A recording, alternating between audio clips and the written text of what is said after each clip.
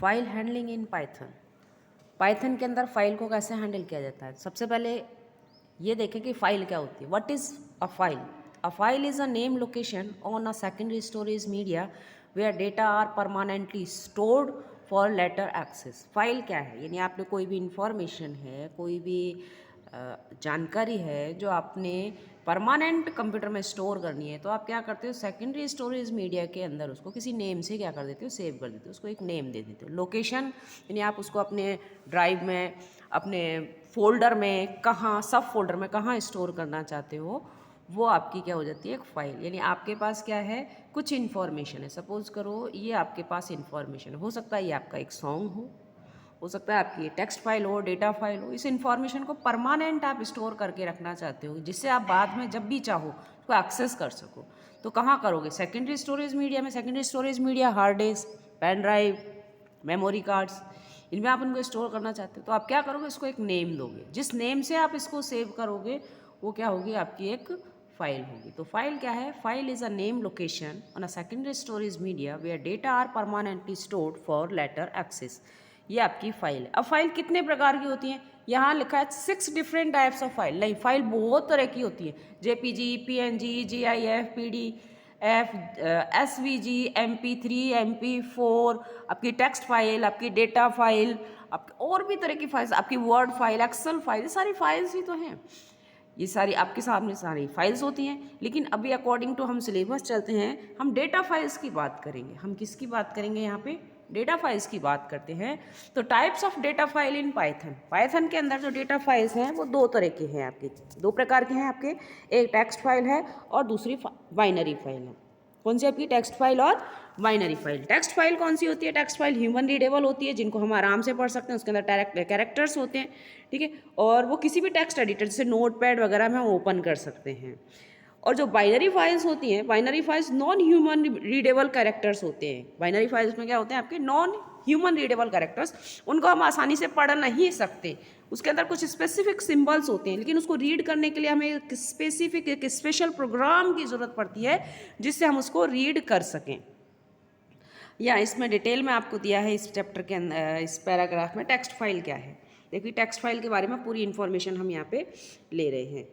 Text file क्या है? Text file can be understood as a sequence of character consist of, sequence of character consist of. देखो वो character कौन कौन से हैं? वो कैरेक्टर आपके हैं alphabets, numbers and other special symbols. आपने देखा होगा कीबोर्ड पे बहुत सारे सिंबल्स होते हैं, वो सब कुछ इसमें इंक्लूड होते हैं। तो वो क्या होते हैं? आपके फाइल्स के अंदर, टेक्स्ट फाइल के अंदर स्टोर होने वाले कैरेक्टर्स होते हैं। इनसे मिलके बनती है वो कैरेक्टर्स। अल्फ़ाबेट, नंबर्स और स्पेशल सिंबल्स हो सकते हैं। फाइल का एक्सटेंशन .txt हो सकता है अगर टेक्स्ट फाइल है आपकी, मतलब नोटपैड में बनी हुई है। .py जो आपकी पाइथन की फाइल होती है। .csv आपकी, एटसेट्रा, और भी बहुत सारी फाइल हैं। Are some example of text file. ये सभी टेक्स्ट फाइल के एग्जाम्पल हैं। और जब हम टेक्स्ट फाइल को टेक्स्ट एडिटर में बनाते हैं, टेक्स्ट एडिटर के अंदर यूज़ करते हैं, टेक्स्ट एडिटर के अंदर उसको लिखते हैं, तो मोस्टली जो सबसे पॉपुलर टेक्स्ट एडिटर है वो कौन सा है? आपका नोटपैड है, ठीक है। However the file contents are not stored in such a way internally, rather they are stored in sequence of byte consist of 0 and 1 in ASCII, Unicodes or any other encoding scheme. The value of each character of text file is stored in the bytes. देखो text file को जिस तरीके से हम read करते हैं, जैसे हम उसको इंटरनली स्टोर करते हैं, वो एक्चुअली में इंटरनली वैसे स्टोर नहीं होता है। यानी जब हम फाइल के जो कंटेंट्स होते हैं, जिसमें अभी हमने कहा अल्फ़ाबेट, नंबर्स और अदर स्पेशल सिंबल्स होते हैं, वो इनिशियली इंटरनली वो ऐसे स्टोर नहीं होते जैसा वो दिख रहे होते हैं। वो सिर्फ 0 और 1 के बाइट्स में स्टोर होते हैं। वो किस में होते हैं? आपके 0 और 1 के बाइट्स में, यानी बाइनरी डिजिट्स में ही वो स्टोर होते हैं आपके, ठीक है। बाइनरी डिजिट्स में स्टोर होते हैं। यस, कंप्यूटर के अंदर इंटरनली वो बाइनरी डिजिट्स में ही स्टोर होते हैं, लेकिन वापस वो एनकोडिंग होती है, एनकोडिंग स्कीम होती है, जिसमें ASCII और यूनिकोड कोई भी एनकोडिंग आपकी स्कीम होती है। तो जो टेक्स्ट एडिटर क्या करता है, उसको जो भी हमने इसमें स्टोर किया वापस से उसको ASCII वैल्यूज़ में कन्वर्ट कर देता है और हमें दिखाता है उसकी जो वैल्यू होती है, जिससे कि हम उसको क्या कर सकते हैं? रीड कर सकते हैं। एक्चुअली में computer not work in text numbers, वो तो सिर्फ 0 और 1 में काम करता है। कंप्यूटर सिर्फ 0 और 1 में काम करता है। जैसा हम एंटर कर रहे हैं वो इस सीक्वेंस में वर्क नहीं करता है। देखो एग्जाम्पल के लिए एस की वैल्यू, जैसे मान लीजिए हमने कीबोर्ड से A प्रेस किया, क्या प्रेस किया, ए प्रेस किया, तो यहाँ से ए हो रहा है, लेकिन आपको पता है वो ए जो है इंटरनली एक कोडिंग में कन्वर्ट हो जाता है, इसको एन कोडिंग कहते हैं, ठीक है ना। और वो कोडिंग कौन सी होगी आपकी, बाइनरी डिजिट्स, और इसका जो एस की वैल्यू है, ठीक है ना, ए, एक अल्फ़ाबेट जो हम कैपिटल ए अल्फ़ाबेट जो कीबोर्ड से प्रेस कर रहे हैं उसकी एस की वैल्यू क्या है, 65 डेसिमल नंबर है, लेकिन कंप्यूटर डेसिमल नंबर में काम नहीं करता है, बाइनरी डिजिट्स में काम करता है। तो पहले ए एनकोड होगा 65 में और स्टोर किसके अंदर होगा, बाइनरी डिजिट्स के अंदर, बाइनरी डिजिट्स के अंदर वो स्टोर होता है। ये प्रोसेस है, इसमें बताया गया है, तो आपको पता होना चाहिए। ए का जो बाइनरी डिजिट्स है वो इस तरीके से है। आगे देखते हैं, टेक्स्ट फाइल का नेक्स्ट पॉइंट लेते हैं। तो फर्स्ट पॉइंट तो हमने देखा कि टेक्स्ट फाइल में सारे अल्फ़ाबेट्स, नंबर्स और स्पेशल सिंबल्स काम में आते हैं, और हम किसी टेक्स्ट एडिटर को काम में लेते हैं। फॉर एग्जांपल हम नोटपैड काम में ले रहे हैं। टेक्स्ट फाइल के अंदर जो हम लिख रहे हैं वो सब ह्यूमन रीडेबल है। ऐसा क्यों होता है, क्योंकि जब हम इसमें एंट्री कर रहे होते हैं, कंप्यूटर तो बाइनरी में ही काम करता है, लेकिन एनकोडिंग सिस्टम के थ्रू वो वापस से हमको ह्यूमन रीडेबल में कन्वर्ट करके देता है। सेकेंड पॉइंट हम इसमें क्या देते हैं कि टेक्स्ट फाइल जो होती है उसकी each line is terminated bye a special character, कि जब एक लाइन कंप्लीट हो जाती है टेक्स्ट फाइल की तो उसकी वो लाइन टर्मिनेट होती है, और जिस कैरेक्टर से उसको टर्मिनेट करते हैं उसको हम बोलते हैं एंड ऑफ लाइन, EOL। क्या बोलते हैं उसको, हम बोलते हैं EOL, ठीक है ना। तो वो एंड ऑफ लाइन कुछ भी हो सकता है, बट अब पाइथन के अंदर जब एंड ऑफ लाइन काम में लेते हो टेक्स्ट फाइल के लिए तो वो आपका होता है /n। ये आपका एक ऑब्जेक्टिव क्वेश्चन बनता है कि बाय डिफॉल्ट आपका पाइथन में न्यू लाइन कैरेक्टर कौन सा है, जो एंड ऑफ लाइन कैरेक्टर है, और वो न्यू लाइन कैरेक्टर कौन सा है, /n।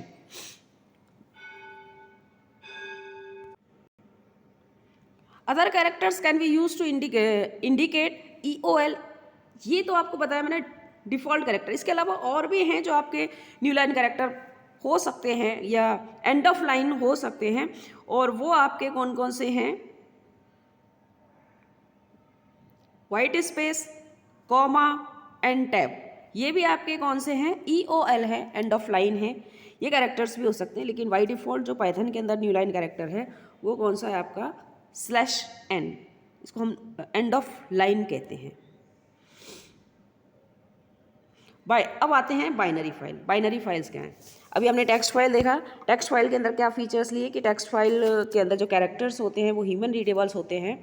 सेकंड हमने देखा कि जो टेक्स्ट फाइल होती है उसका every line terminated by EOL, end of line character, और by default end of line character आपका था /n। इसके अलावा और भी आपके एंड ऑफ लाइन कैरेक्टर्स होते हैं, जैसे वाइट स्पेस है, /t है आपका, या कॉमा है। अब हम देखते हैं बाइनरी फाइल्स। तो binary file are also store in term of bytes. Binary file किस में स्टोर होती हैं, 0 और 1 के अंदर। भाई वैसे तो सारी फाइल्स ही कंप्यूटर के अंदर 0 और 1 के फॉर्म में कन्वर्ट होती हैं, लेकिन जब हम उनको ओपन करते हैं तो टेक्स्ट एडिटर एनकोडिंग करता है और हमें ह्यूमन रीडेबल कोड में कन्वर्ट करके देता है। But unlike text file, these bytes do not represent the ASCII values of characters. Yes, text file में तो क्या होता है, ये 0 1 क्या होते हैं, ह्यूमन रीडेबल, यानी ASCII वैल्यूज के अंदर कन्वर्ट होकर हमारे सामने आ जाते हैं। लेकिन बाइनरी फाइल्स के साथ ऐसा नहीं होता है। बाइनरी फाइल्स के अंदर क्या होता है, जो एक्चुअल कंटेंट्स होते हैं, चाहे आपकी इमेज है, चाहे ऑडियो है, चाहे वीडियो है, compressed version in the other files, executable files etcetera, जो भी आपके कंटेंट्स होते हैं, तो these files are not human readables. ये आपके ह्यूमन रीडेबल्स नहीं होते, क्योंकि वो सबको किस में कन्वर्ट करके रखता है, 0 और 1 में। किस में कन्वर्ट करके रखता है आपका, 0 और 1 में। Binary files are not human readable. अगर आप किसी बाइनरी फाइल को टेक्स्ट एडिटर में ओपन करेंगे तो आप देखेंगे कुछ गार्बेज वैल्यू आ रही है जो हमारी समझ में नहीं आएगी, क्योंकि बाइनरी फाइल्स को रीड करने के लिए हमें एक स्पेशल सॉफ्टवेयर की जरूरत पड़ती है। We need a special software, we need a special software to read और write the contents of binary file. Binary file are store in computer in the sequence of bytes. Binary file किस में store होती है, sequence of bite में, और open करते हैं तो वो ASCII वैल्यूज़ में कन्वर्ट नहीं होती है, एज इट इज़ ही 0 और 1 में या उसके कुछ डिफरेंट सिंबल्स में आपके सामने आ जाएगा।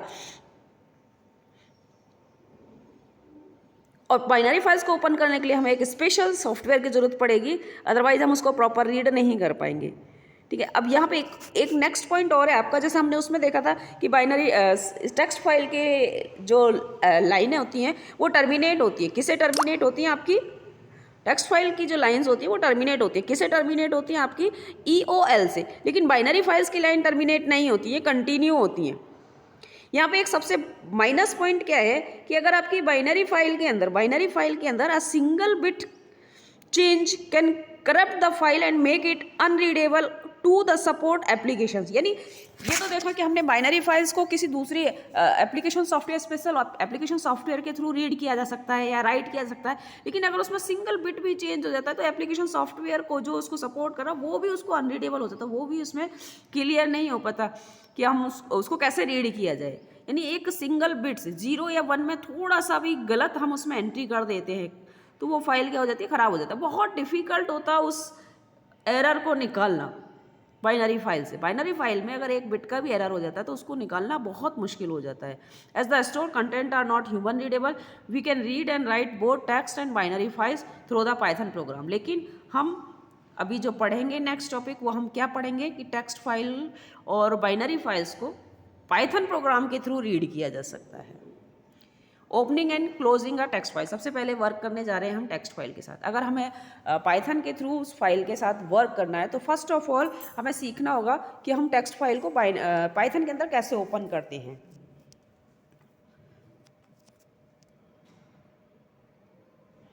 In real world applications, computer program deal with data coming from the different sources like the CSV files, database, HTML, XML, JSON, etc. We broadly access files either to write or read data from it, but operations on files include creating and opening a file, writing data in a file, traversing a file, reading data from a file, and so on. Python has the IO module that contain different functions for handling file. देखो हम files के साथ ऐसा work करते हैं, right करते हैं, read करते हैं, उसके अंदर ट्रैवर्सिंग करते हैं, ये सारे वर्क हम करते हैं। पाइथन में भी हम ये सब करेंगे हम, लेकिन उसके लिए पाइथन ने क्या कर रखा है? एक IO मॉड्यूल दे रखा है जो इस तरह के डिफरेंट फंक्शंस को फाइल को हैंडल करने के लिए यूज़ में आता है। IO मॉड्यूल पाइथन के अंदर कौन सा मॉड्यूल है? वो IO मॉड्यूल, जिसके थ्रू हम क्या कर सकते हैं? रीड और राइट कर सकते हैं। लेकिन रीड और राइट करने के लिए पहला काम होता है फाइल को ओपन करना। तो हम उस फाइल को कैसे ओपन करते हैं?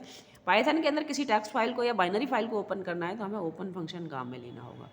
कौन सा फंक्शन काम में लेना होगा? Open function. तो ओपन फंक्शन कैसे काम में लेते हैं, इसका सिंटैक्स आपको लर्न करना है, समझना है। तो सिंटैक्स आपका है फाइल ऑब्जेक्ट। पहले क्या लोगे? File object equals to open in bracket name of the file and access mode. यहाँ पे दो चीज़ें ध्यान में रखनी है कि किस फाइल को ओपन करना है, उसका फाइल का नेम देना है, और एक्सेस मोड किस मोड में एक्सेस करना है, यानी हमें एक्सेस मोड में उसको ओपन करना है। तो यहाँ पे ये क्या है? आपका फाइल ऑब्जेक्ट। तो उस जो भी हम फाइल ऑब्जेक्ट देंगे तो और जिस फाइल को हम ओपन कर रहे हैं उस फाइल का जो पाथ है वो कहाँ पे, उसका लिंक किसके पास आ जाएगा? फाइल ऑब्जेक्ट के पास आ जाएगा। क्या हो जाएगा? उसका लिंक फाइल ऑब्जेक्ट के पास आ जाएगा।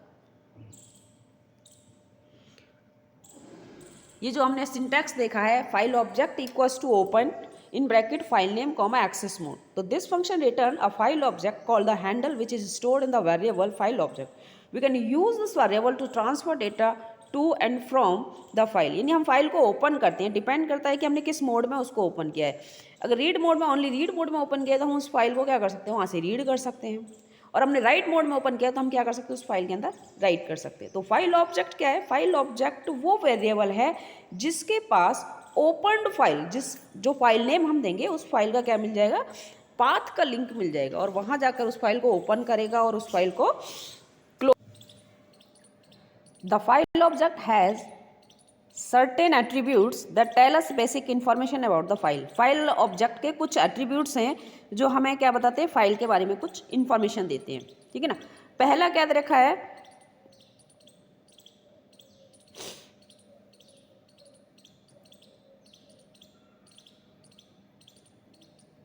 क्लोज्ड, पहला है आपका, फर्स्ट है आपका क्लोज्ड, सेकंड है आपका एक्सेस मोड, और थर्ड है आपका फाइल नेम।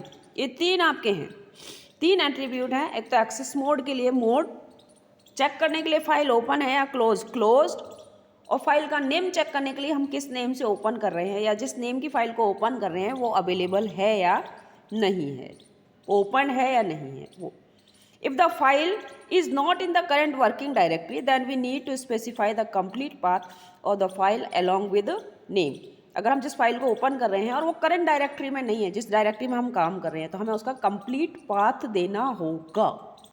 फाइल को ओपन करते हैं। ओपन करते वक्त जो ओपन फंक्शन काम में लेते हैं वहाँ पे दो हम काम में लेते हैं।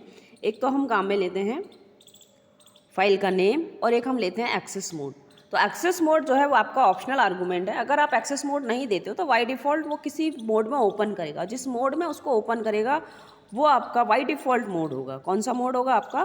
Bye default mode. It is also refer to the processing mode. The mode mean the operations which the file has to be open for reading and writing, या दोनों काम करने के लिए, रीडिंग एंड राइटिंग के लिए, for appending at the end of the existing. The default is the read mode. कौन सा मोड है आपका? Read mode. ये ऑप्शनल आर्गूमेंट है। अगर आप इस ऑप्शनल आर्गूमेंट को काम में नहीं लेते हो, यानी एक्सेस मोड नहीं लेते हो, तो बाय डिफ़ॉल्ट आपकी फाइल किस में ओपन होगी? रीड मोड में। इसी तरीके से हमें फाइल, दो तरह की फाइल हम हैंडल करते हैं, एक टेक्स्ट फाइल और बाइनरी फाइल। हम बाइनरी फाइल को भी हैंडल कर सकते हैं और टेक्स्ट मोड में, ठीक है ना। By default the file open in the text mode. और बाय डिफ़ॉल्ट फाइल किस में ओपन होती है? आपकी टेक्स्ट मोड में। किस में ओपन होती है? आपकी टेक्स्ट मोड में।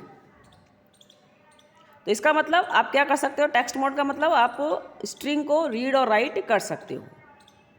File containing non textual data are open in the binary mode.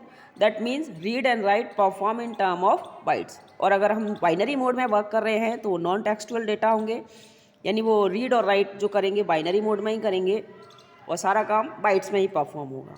नीचे इन्होंने एक्सेस मोड की मैंने एक टेबल बनाई है जो दिखाया है, जो अपन ओपन मोड के साथ हम देते हैं। वो टेबल देखिए आपका, ये आपकी टेबल है। इस टेबल में आपके मोड देखिए। सबसे पहले आपने लिया है रीड आर का मतलब रीड मोड, ये सिर्फ रीड करने के लिए है। और ऑफसेट, फाइल का जो ऑफसेट पोजीशन है वो कहाँ रहेगा? बिगनिंग में रहेगा। आरबी का मतलब read only but in binary mode. But in binary mode, ये भी ऑफसेट पोजीशन इसकी बिगनिंग में रहेगी। आर प्लस या प्लस आर, ये दोनों है, यानी रीड एंड राइट, ये कौन से रहेंगे आपके? Read and right. और इसका भी बिगनिंग पोजीशन में रहेगा। ऑफसेट पोजीशन किस में रहेगा? फाइल का बिगनिंग में। डब्ल्यू का मतलब ओनली फॉर राइटिंग मोड में। अब यहाँ पे एक चीज़ ध्यान देने वाली बात है, अगर आपकी फाइल पहले से एक्सिस्ट है तो भी ओपन हो जाएगी, और जो उसके अंदर कंटेंट्स पहले से लिखे हुए उस पर ओवर रिटन होगा। और अगर आपकी फाइल पहले से एक्सिस्ट नहीं है तो एक नई फाइल बन जाएगी, न्यू फाइल क्रिएट हो जाएगी। और ऑफसेट पोजीशन इसकी भी क्या रहेगी? बिगनिंग में रहेगी। तो रीड मोड में क्या होता है? अगर फाइल पहले से क्रिएटेड नहीं है तो एरर आएगा, इनपुट आउटपुट एरर, जो चैप्टर 1 में है। आरबी यानी राइट इन बाइनरी मोड, और प्लस डब्ल्यू बी का मतलब क्या हो गया आपका? Read write in binary mode, ठीक है। और W B plus B, read and write in binary mode, तीनों read and write and in binary mode. और ऑफसेट पोजीशन बिगनिंग में। एक है आपका ए का मतलब क्या हो गया आपका? Append mode. अपेंड और मोड का मतलब क्या है?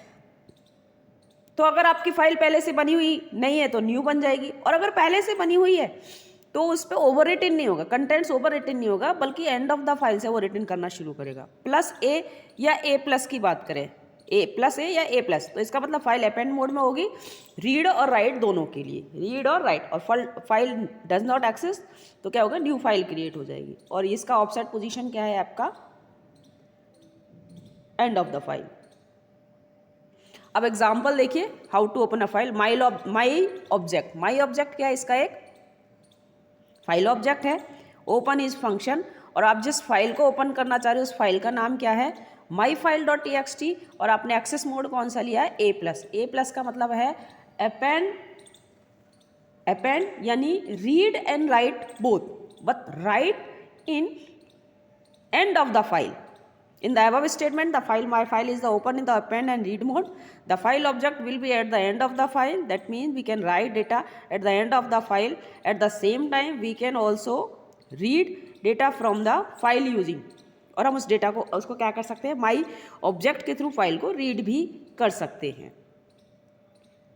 अब है आपका क्लोजिंग ऑफ फाइल। अगर हमने फाइल को ओपन किया है तो क्लोज करना भी जरूरी है, और बहुत सिंपल है क्लोज करना। File object dot close function के थ्रू हम क्या कर सकते हैं? उसको क्लोज कर सकते हैं। जब हमारा रीड और राइट सारे ऑपरेशंस हो जाते हैं तो बड़ा अच्छा होगा कि आप उस फाइल को हैंड टू हैंड क्लोज भी कर लो, जिससे उसको जो मेमोरी मिली है, वो जो मेमोरी एलोकेट हुई है, वो मेमोरी क्या हो जाए? उसकी फ्री हो जाए। फाइल को क्लोज करने के दो फायदे हैं। पहला तो मेमोरी फ्री हो जाएगी जो एलोकेट हुई है, और दूसरा क्या है, जो भी आपने रिटेन किया है वो अनरिटेन और अनसेव्ड डेटा है। जब तक आप उसको क्लोज नहीं कर देते तब तक वो क्या होगा, फ्लश ऑफ नहीं होगी, रिटेन नहीं होगी। इसीलिए राइट मोड में अगर फाइल को ओपन करते हो और आपने पूरा रिटेन वर्क किया है तो उस रिटेन वर्क को फ्लश ऑफ करने के लिए, बफर से पूरा मेमोरी में ट्रांसफ़र करने के लिए आपको क्या करना पड़ेगा, उस फाइल को क्लोज करना पड़ेगा। फाइल को क्लोज करना जरूरी है। हाँ, एक चीज़ और, अगर मान लीजिए आपने फाइल को क्लोज नहीं किया है और फाइल ऑब्जेक्ट के थ्रू रीअसाइन करके किसी दूसरी फाइल को ओपन किया है, तो पहली वाली जो फाइल है वो ऑटोमेटिक क्लोज हो जाएगी। तो ये आपका प्रोसेस था फाइल को ओपन करना और क्लोज करना। नेक्स्ट टॉपिक हम लेंगे opening a file using with clause, यानी एक तरीका और है जिसके थ्रू हम इस फाइल को ओपन कर सकते हैं। ये नेक्स्ट क्लास में कंटिन्यू करते हैं।